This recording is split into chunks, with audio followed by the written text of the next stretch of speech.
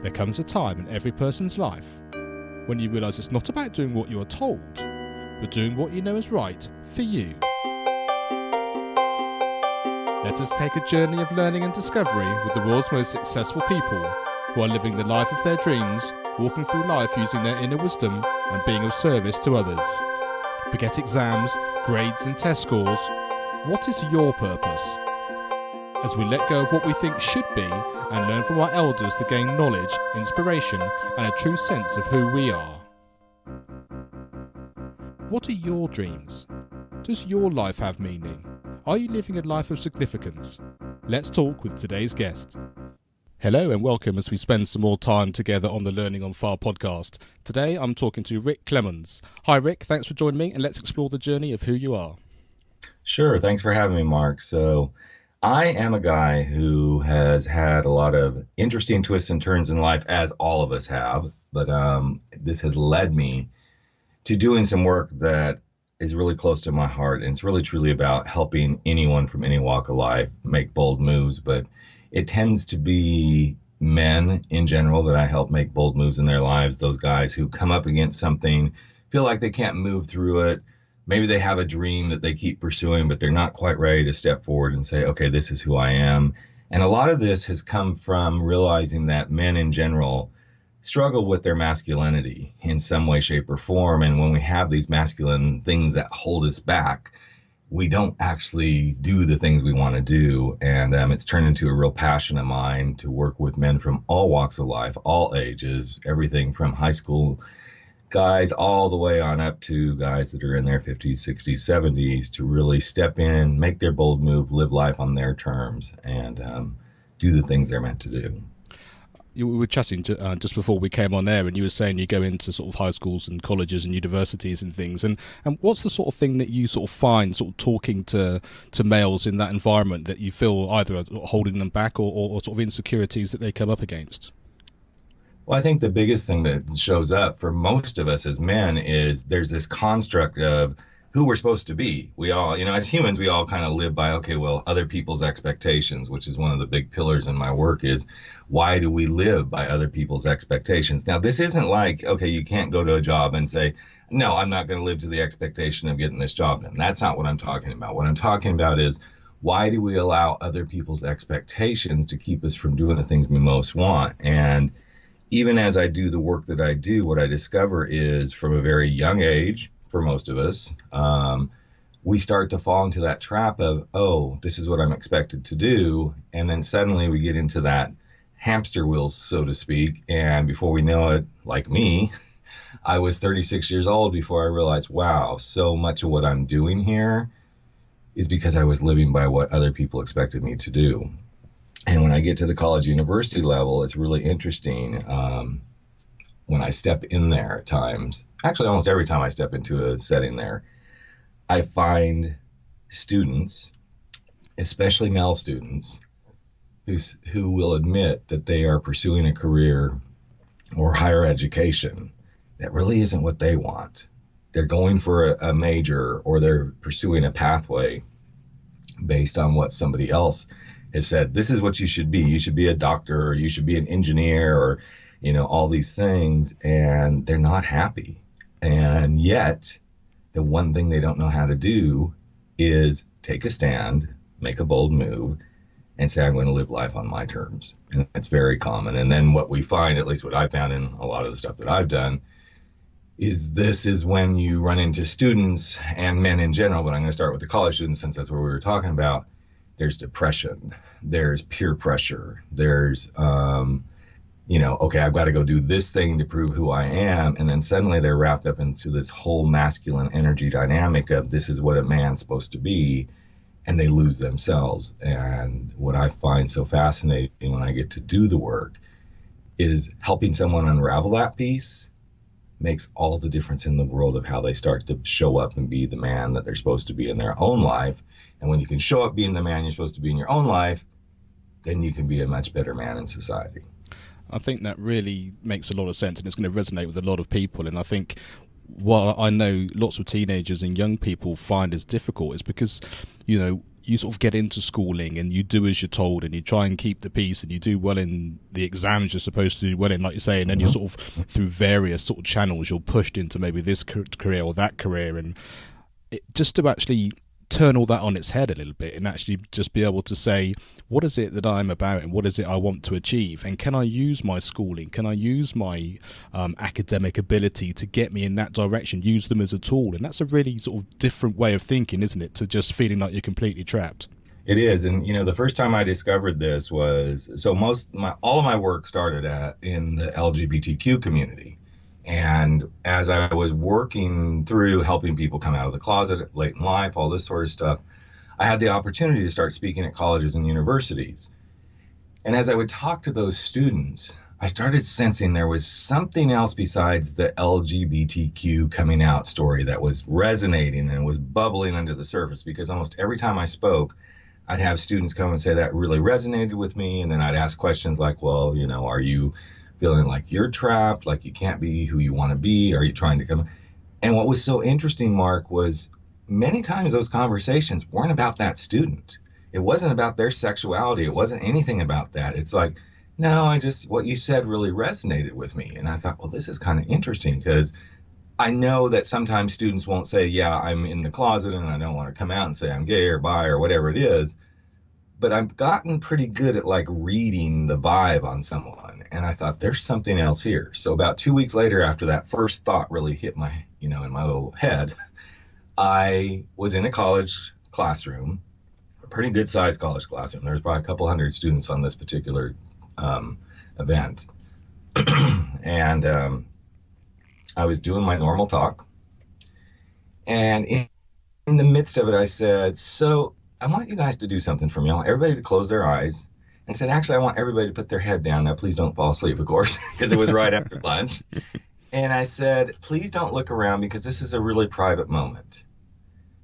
I want anyone in this room currently who feels like they aren't able to be themselves, and maybe they're sitting here in this class pursuing a direction or a major that they don't want to be pursuing, but they're doing it simply because somebody else said, this is what you need to do. I was so shocked. Over half the class raised their hands. And it was such a beautiful teaching moment, because, and I know I could tell that nobody was really peeking. I said, okay, I want everybody to just sit up. Let's kind of shake that out. And I said, so how many of you think it was 10% raised their hand? And I went up, the ladder. By the time we got to 50%, I said, the number was over half of you raised your hands. And this is why I come and do the work I do, because now is your best opportunity to begin to live life on your terms, to begin to authentically be who you're meant to be, so that at 36 years old, you don't wake up like I did and said, wow, I've been living for everyone else. And that sense has become a standard part of my talks, because it's so powerful for students to hear the number and to see, wow, this isn't about gay, straight, any of that. It's about me living life the way I'm meant to be living it.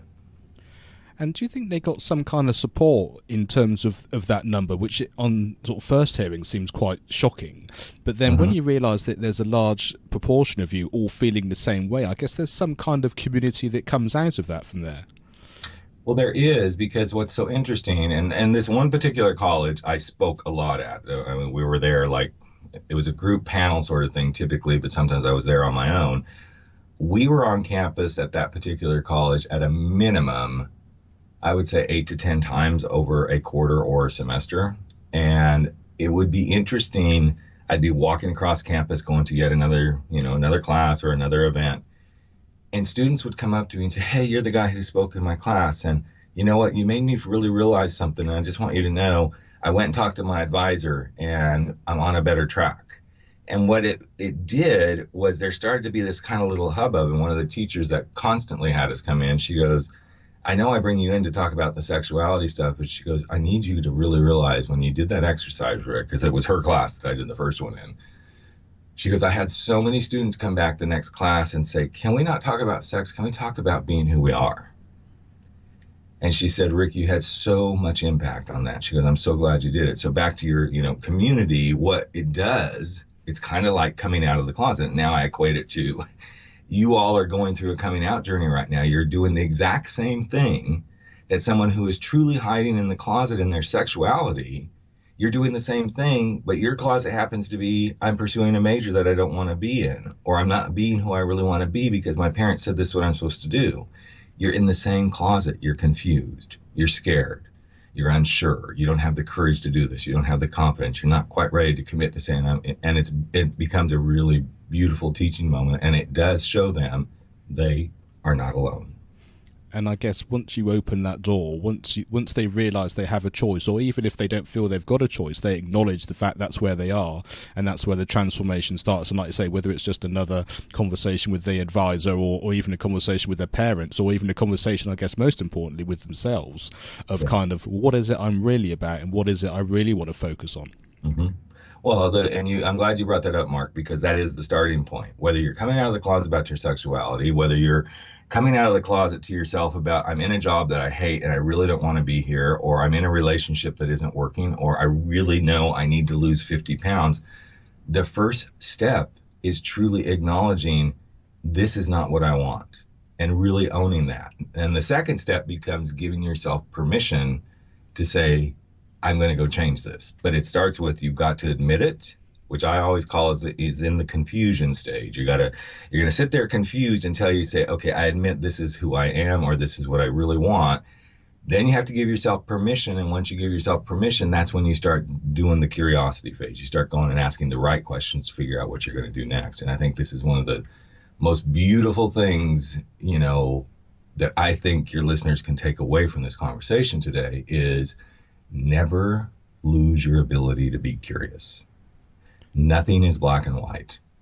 And if you think everything is black and white, then you need to be even more curious, because there's lots of shades of gray and there's lots of beautiful colors of the rainbow out there when we question and explore and don't just settle for, yes or no, because nothing is really yes and no for the most part.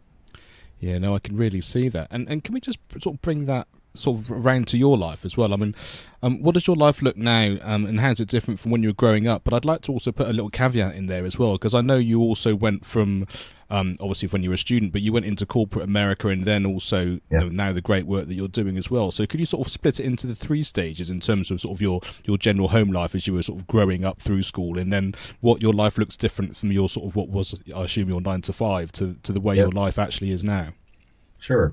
So home life was pretty much like anybody's home life overall, ups and downs with, family and parents and stuff. But the overriding thing was kind of did what mom and dad said needed to do. Now, I will say this, mom and dad always gave me some levity to kind of do things to a point. But one of the things that I was told I was going to do was I was going to go to church related schools. I went through church school all the way from when I was a first kindergartner all the way up till I was a sophomore in college. And do I regret it? Yes and no. I don't, because there was some structure that came with it. Do I regret it? Yes, because I felt like for a while there I didn't really know what the real world looked like, so to speak.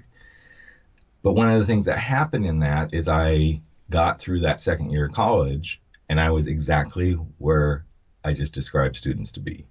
I was in a major I didn't want to be in, but I did it because it was the easiest thing to kind of step into. Now, ironically, as I say that, I was a dietetics major, nutrition and dietetics major. I do love everything to do with food and wine. However, because of the church school I went to, it was a Seventh-day Adventist school. There was no wine, and food was very much limited to a vegetarian diet. But because of that, I did continue to love the world of food and hospitality, which is where I stepped into in my corporate life.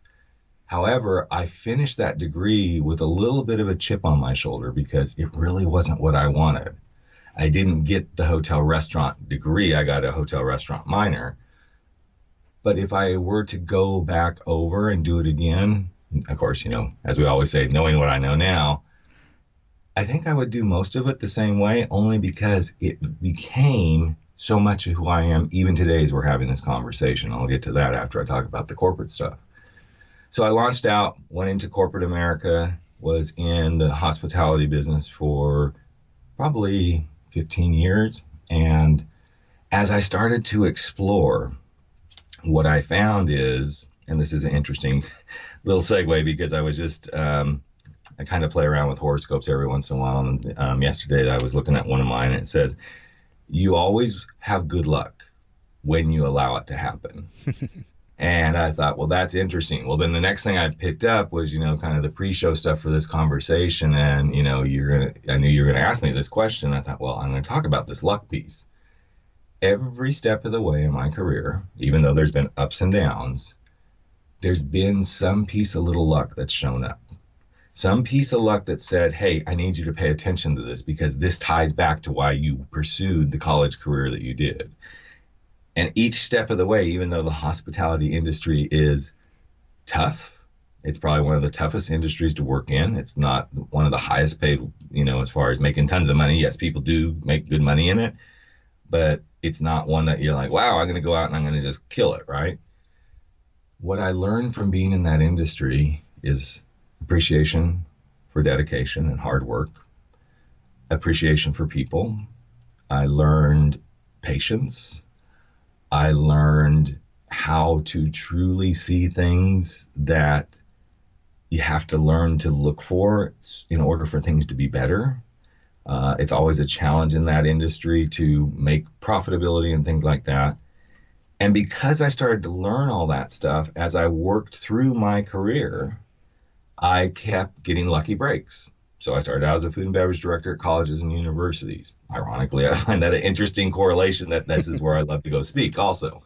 Then I moved into working for Marriott Hotels. And from there, I began to really appreciate, wow, the structure and the protocols and everything and the training that Marriott gave me. And then when I left there, I came to California and got hired by a small family-owned company, still in the hospitality industry, but it wasn't hotels. It wasn't super glamorous, but it was a great company. And from there, I actually got lucky and got recruited to work in the software industry, in the hotel industry, so hospitality software. And what I've found is, as I really look over my career until the moment that I said I'm done with that, each piece beautifully built upon the next. I couldn't have seen it coming. In fact, it didn't really hit me how much I learned from being in those industries until the day I got laid off from my second really big position.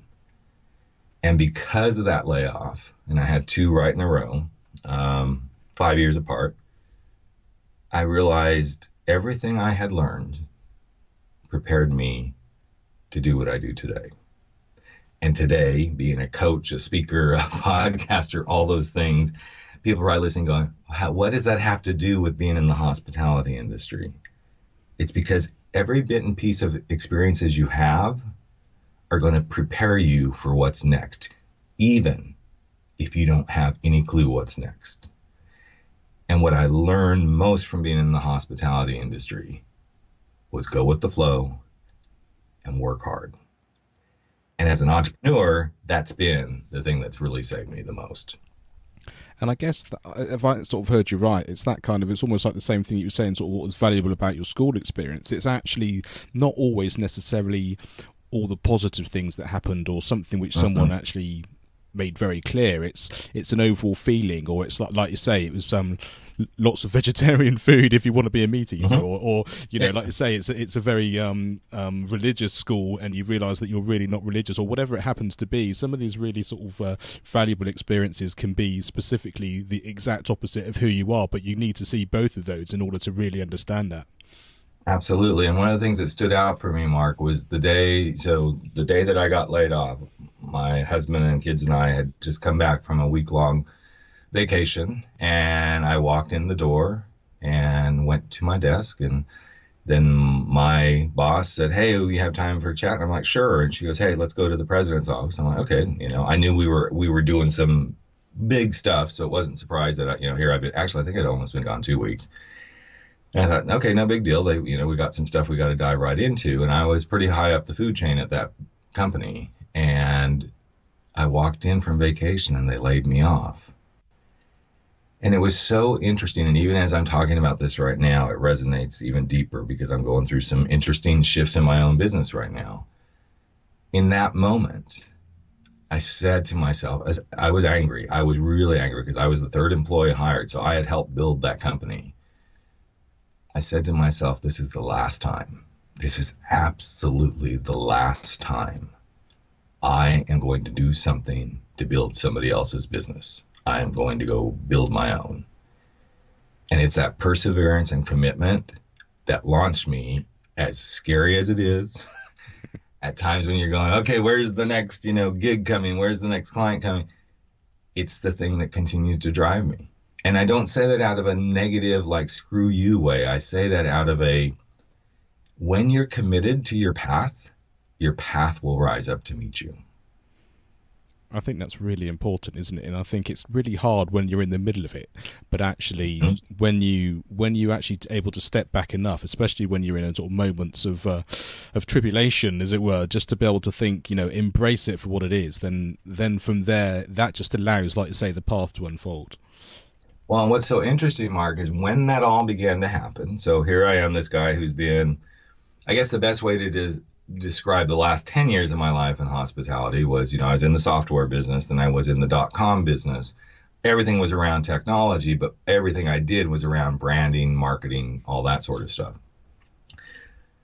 So as I stepped out, it was 2006. And at least here in the States, and I think pretty much on a global basis, it was becoming a real hard time in the hospitality industry because, everything was happening. There was low travel, economies were kind of in the tank, so there wasn't a lot happening. Well, it gave me the opportunity, because of connections I had, to go do some contract work. But had I not been able to go do that contract work, I wouldn't have had the epiphany that I really hated doing what I was doing. I was good at it, and even today I do a lot of my own marketing and branding, but there's times I don't like doing it. Had I not had that wake-up call, I probably wouldn't have said, okay, if you don't enjoy doing this, then what? What's next?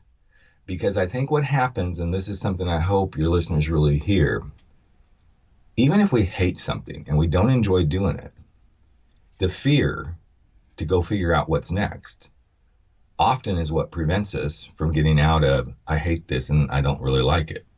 Because there's a comfort in staying where the familiarity is that you don't get when you go, okay, so what's next? And because in the first 2 years of being laid off, I worked pretty consistently. I was very lucky to kind of work real consistently and get some gigs. I began to realize, okay, I don't really hate marketing and branding, but it's not my joy. And at that time, I was starting to really experience and explore, what does joyful living, what's happiness really mean? And the more I started delving into that, the more I started realizing the thing that turns me on, helping people figure out what makes them happy, diving deeper into the stuff that matters rather than just money. And I'm not saying I don't love money, wrong. I love making money. I love being able to do things. But when I started to delve into that, that's when I'm like, something's happening here. I'm feeling more alive. I'm feeling more excited. And had that not happened, I don't know that I wouldn't have just stayed in my rut and probably gone back to work at some point in time doing marketing and branding. Every once in a while, that kind of shows up. It's like, I could just go do this again. But I don't, because I know what brings me joy. I know what makes me happy. And I know what I can do to stay in the lane. And all I have to do to stay in my lane is to go, yes, but do you remember how miserable you were sitting in a cubicle, sitting in an office, going 9 to 5? And it wasn't just 9 to 5, because the levels I was at, there was no 9 to 5. It was 12, 14, 16-hour days most of the time. Yeah, and I can really understand that, and I was just thinking about back to those students you were saying about when you're giving your speeches in the high schools and the colleges and that. And the next question on here is, which teacher do you remember and why? And I can almost hear all those people that have been in your talks just saying, well, it was Rick because he came in and he gave me this great advice, and it really got me thinking. But I mean, is there a teacher that you remember, and why do you remember those particularly? There are a couple. Two that kind of stand out for different reasons. So the first one is, his name is Gary. I can't even think of his last name. He was the drama teacher at my Seventh-day Adventist college. And he had to really fight to be able to even do certain productions at our school because it was very Christian based and everything had to get approved. And sometimes the scripts had to be changed because we didn't want it to be too racy, all this stuff. And I remember how hard he fought for the art of allowing the art to be the teacher. And I also realize now, given the work that I've done helping, men come out of the closet late in life, I'm pretty sure he was probably a closeted gay man in his own right, just because of things that I witnessed him. Not that he did anything. I don't want people to think, oh, he did weird stuff with us college guys. No, I just can tell he was very closeted. But what I admired most about him was he would go to bat for what he believed in the arts.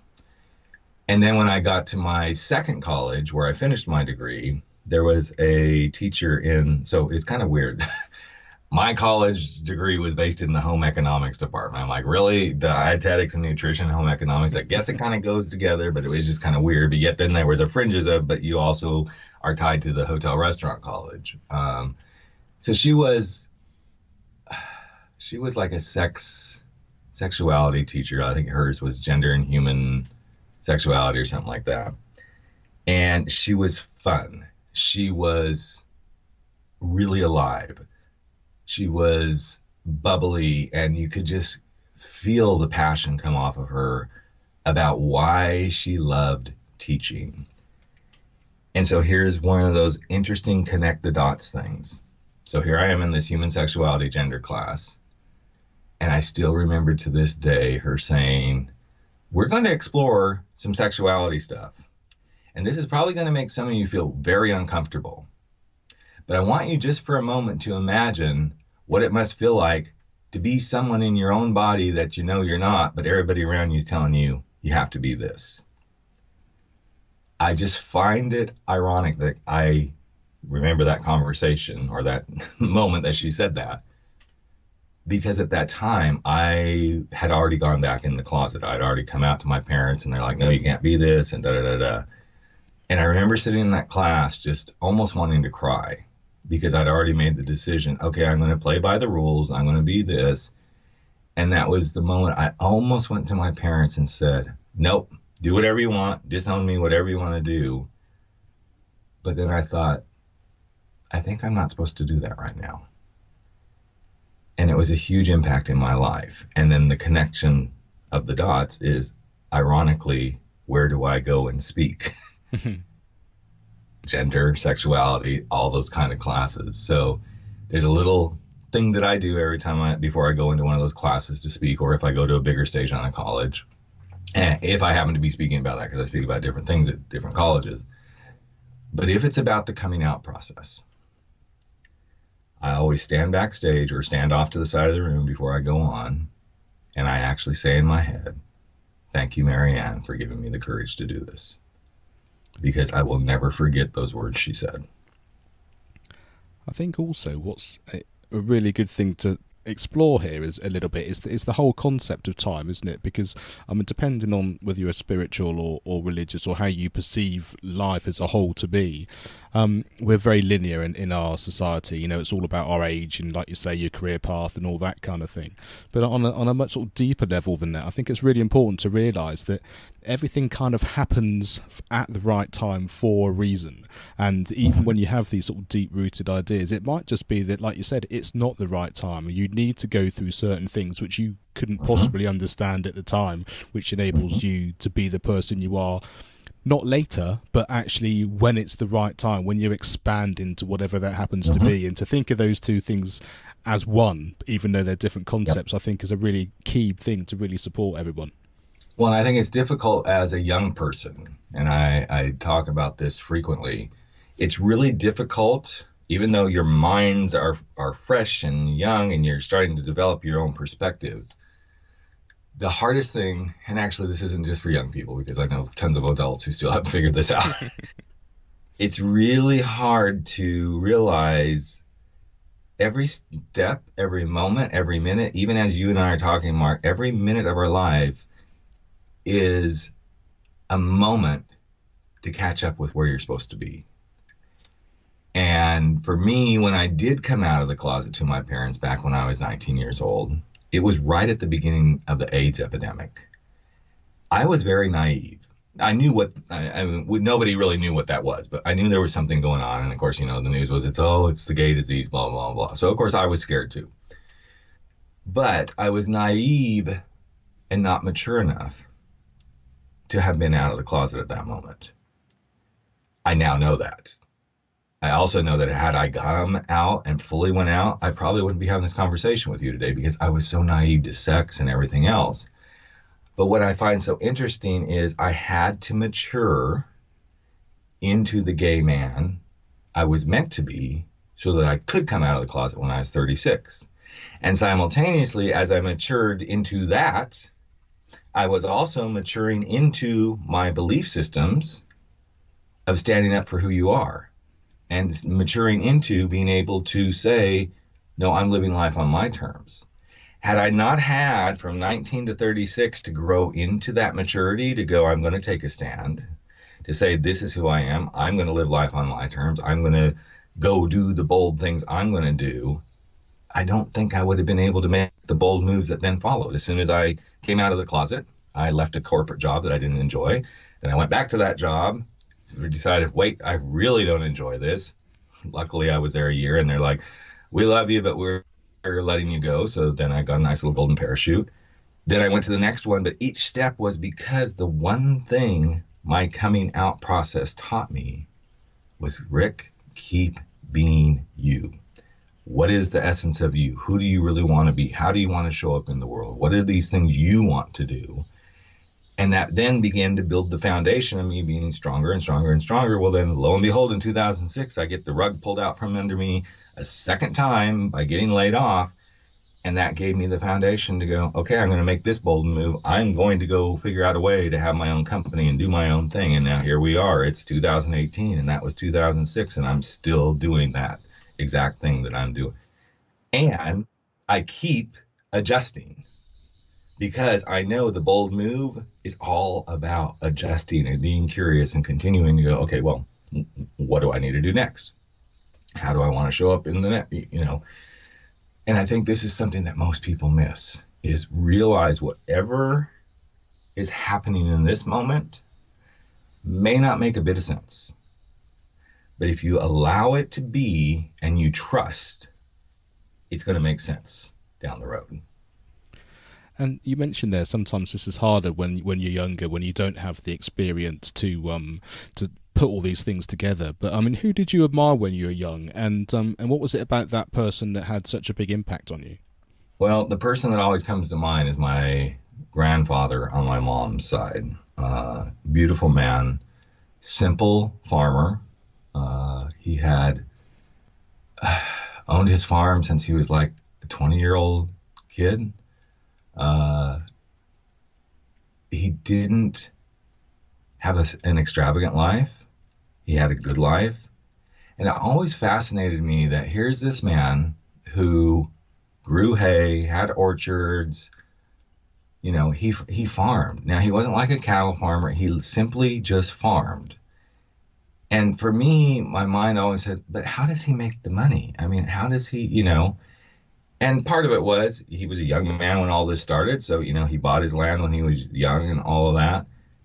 But the reason he was successful was because he was just him. Kind, giving, caring.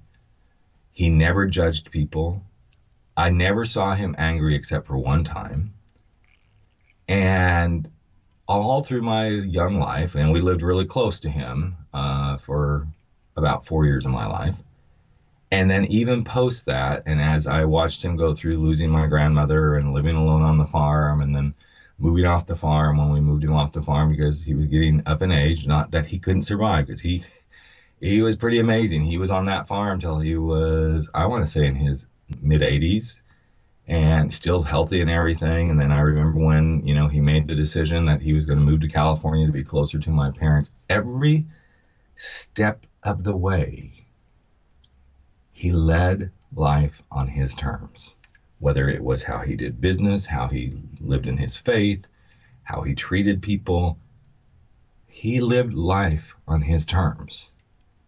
And to this day, I mean, every time I think about him, it's just this glow of happiness to say, I'm so glad I had that person to show me things that I couldn't see. Even if all it was his simple not judging someone when someone would say something about someone else. I can picture the farm, even just listening to you talk about it, I always love those conversations when you hear about people that they basically ood what it is that they are. It's not about the advice, it's not about anything else. You can just sense it, and I think that often has the biggest impact of all. Although, having said that, our next question is what's the best piece of advice you've been given, and who was it that gave it to you? Boy, that's an interesting one. I don't know that it came from my grandfather. I mean, there's plenty of things he said.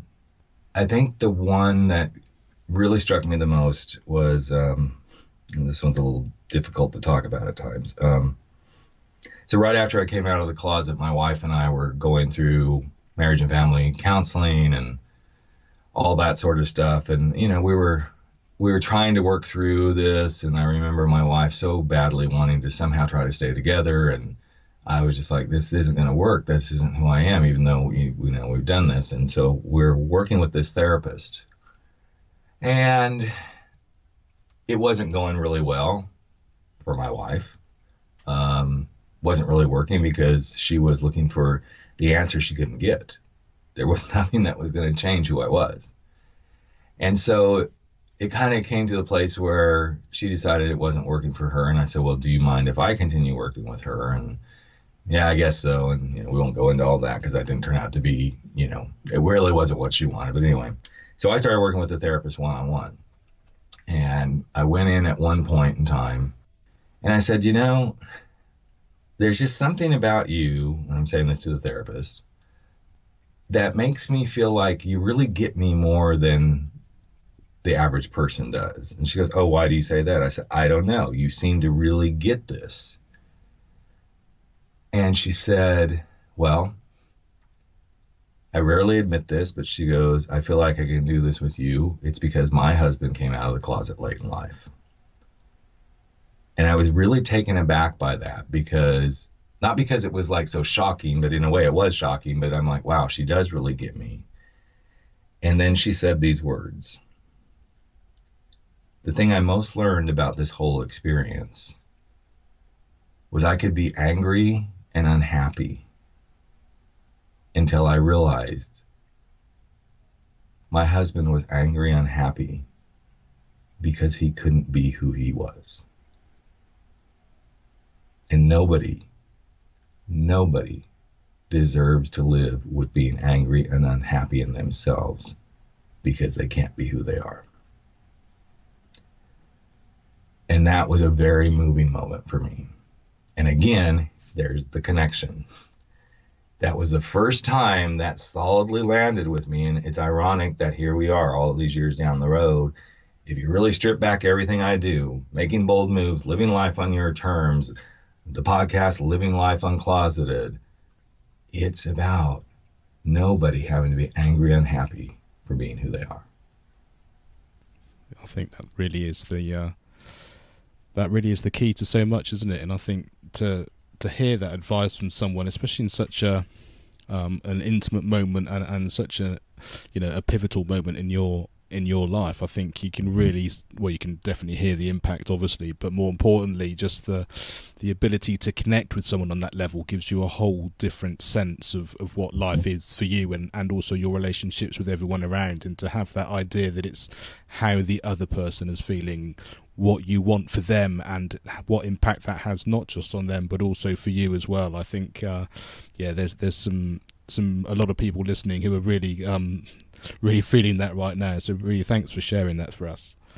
Well, and the thing that's happened for me as I step into it, and trust me folks, I am not perfect at this at all, but every time I start to feel that I need to question what somebody else is doing or something else, I dial back and I go, wait, are they angry and unhappy because they're not being who they are? Or am I angry and unhappy because they're being who they are and I'm not allowing them to be that? And as a father, this comes up all the time. It's like, okay, I got to step back and let my kid be who they are. Yes, I can give advice. I can say, hey, what if you looked at it from this perspective? You know, da da da da. But it becomes my humble come to Jesus moment when I have to step back and hear those words again with my own children.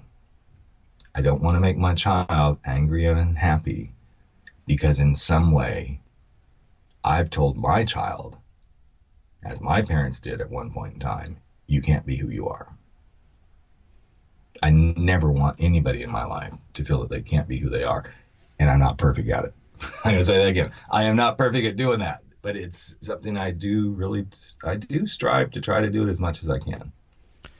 And I think just sort of one step, not further than that, but within that sort of scope is when they're hurting or when there's something that's happened, especially as a father, you know, when you want to just make it okay, is actually holding them in sort of almost in the palm of your hand and saying, you know, I know you're hurting, I know this is a struggle, I know I might even have the answers, but I need to allow you to figure that out for yourself, or I need you to feel that pain, or I need you to get this experience from it. Otherwise, you know, like we've spoken about already, if that isn't the case, then you don't get your journey either, do you?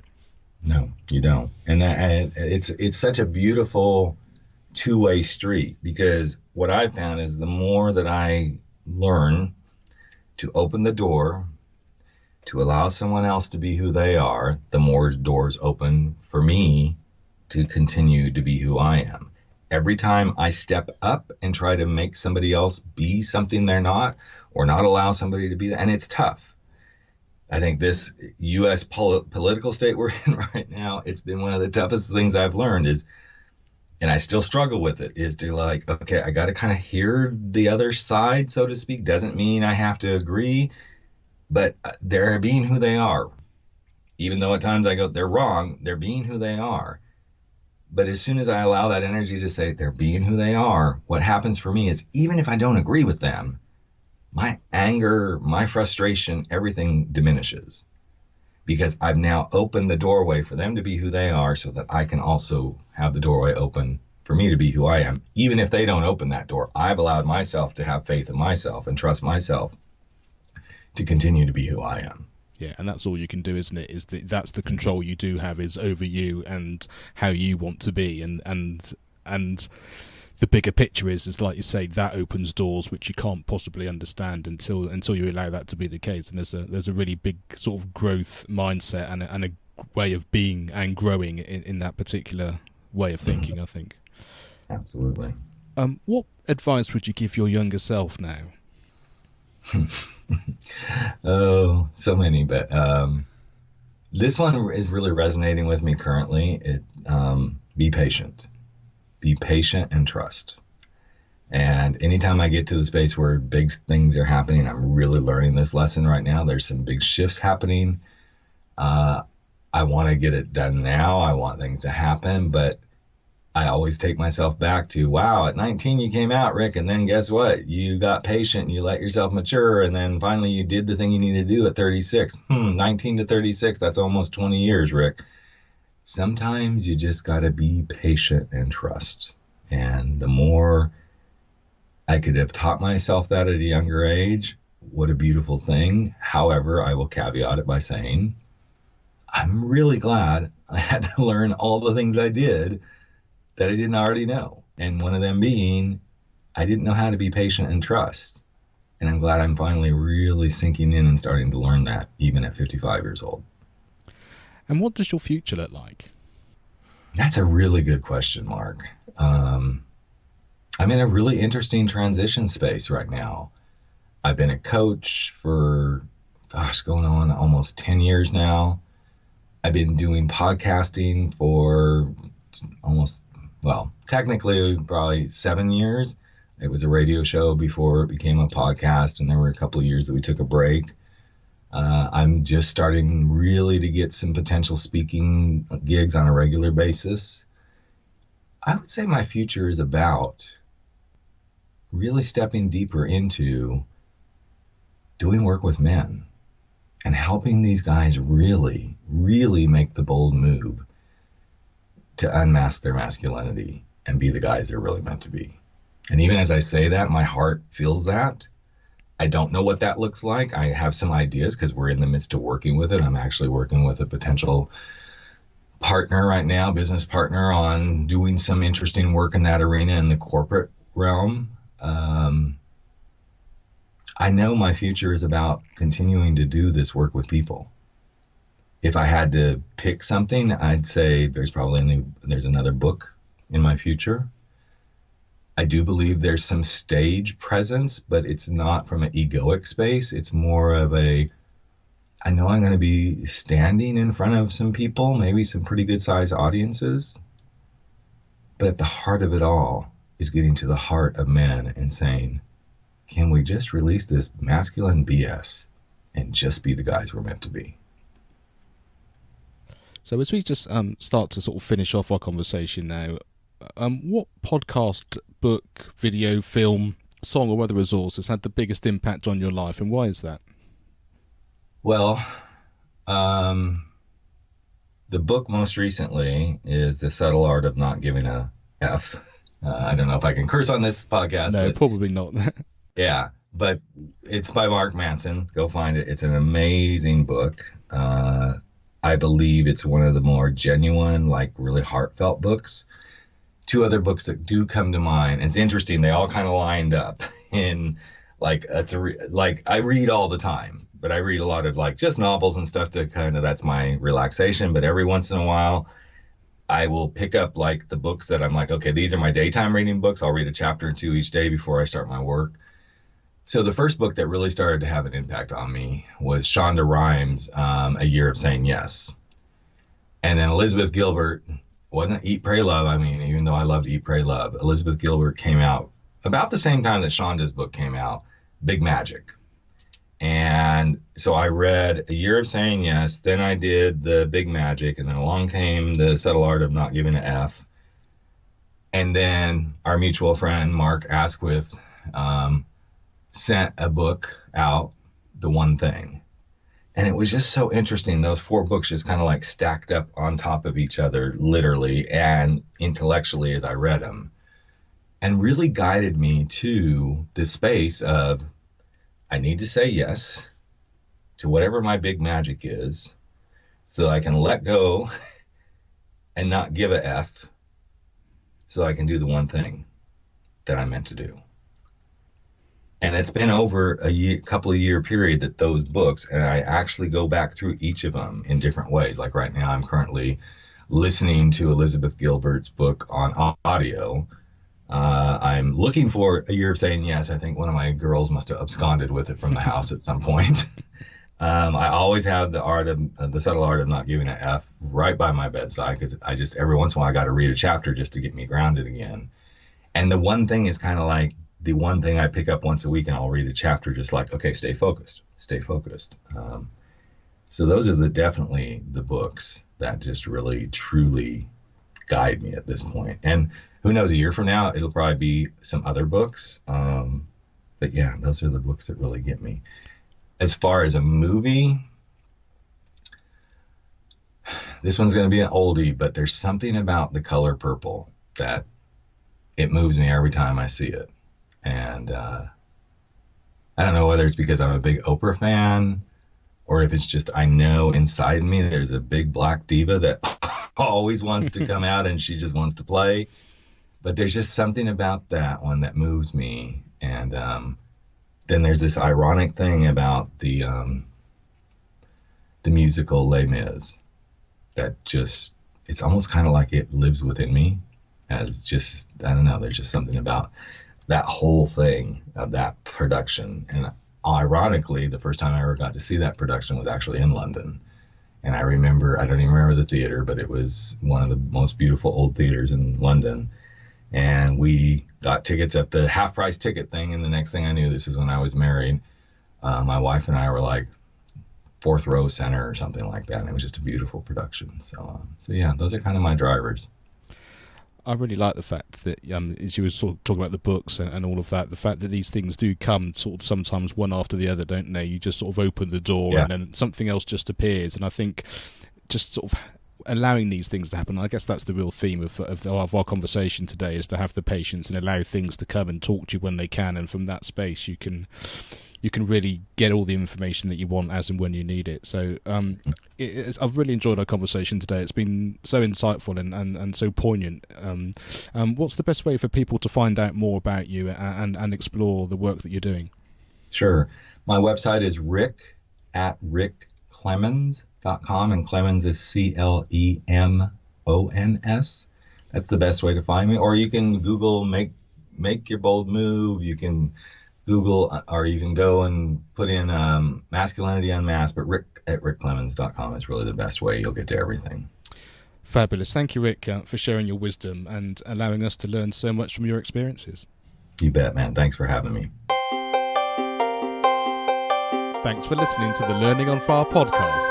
For more information, please visit educationonfire.com and follow the links from the homepage.